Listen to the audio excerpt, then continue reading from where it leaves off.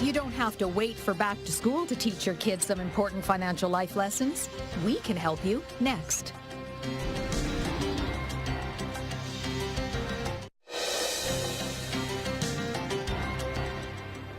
Back to school could spell more learning lessons for kids than reading, writing, and arithmetic.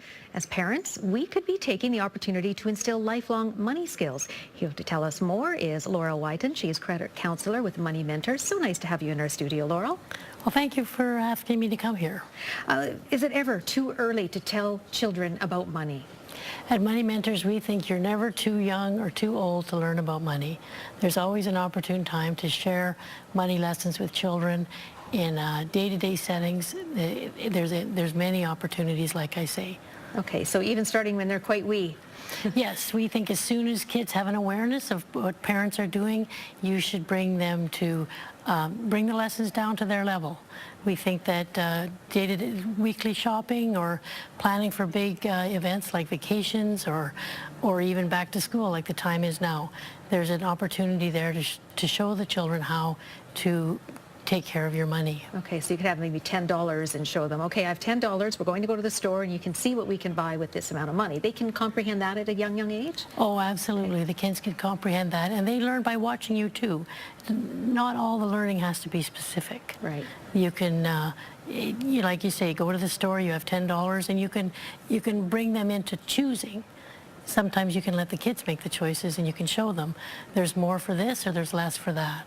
What about elementary and junior high school years? What should they be learning? So what Money Mentors presents programs at all levels of education in the Alberta curriculum. So in the elementary levels, we're teaching children an awareness of money. We're teaching them that things cost money. We're teaching them that money is an item that we exchange for other things that we want for our life or that we need for our life. So that's what we're teaching at the elementary level. At the junior high level, we're showing kids perhaps you could plan your money. You could set up, I'm going to have this much money and this is how much I should use for this and that and the other thing. And we do introduce that there's such a thing as credit. It's possible to borrow money.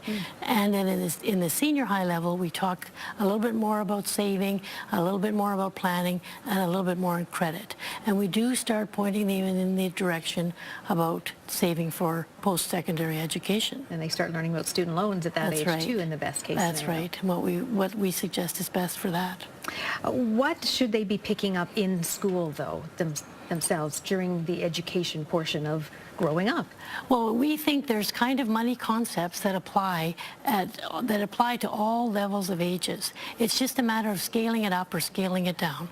So some of the concepts we would talk about, like I've already mentioned, is introducing that money exists, that it has value, that the value is actually placed on it by us. Money actually represents things that people do. They're goods and services that are produced. So money has value.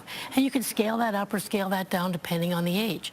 Then we want kids to practice with money. So even in really young, like we talked about the $10, you can give the kids a chance to practice. We also want parents to be good role models.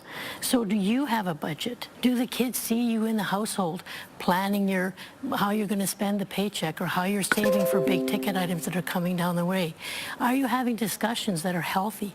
Even if they're difficult, are you having these discussions in the presence of your children so they see that coming and going in their day-to-day life in family? And then we also want you to give. We do believe in allowance, not always applicable for chores done around the house, because sometimes doing chores is just part of being part of the family. But allowance is a good tool for children to learn, oh, I've got this much, I need to save more, or I can already go get what I want. You learn the wants and the needs. The wants and the needs, and that's a lesson you need for your whole life.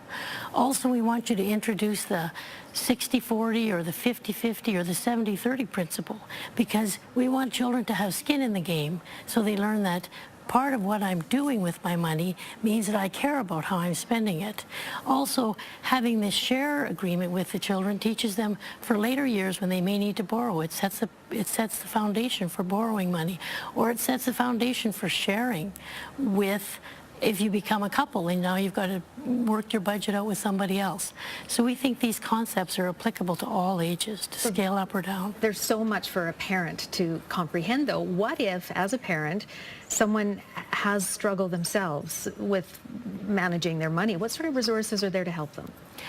No, that's not so uncommon. Many people struggle, and many times in my work with clients, they say, I'm not very good with money. That's one of the introductory things they say to me. That's what I first know about them.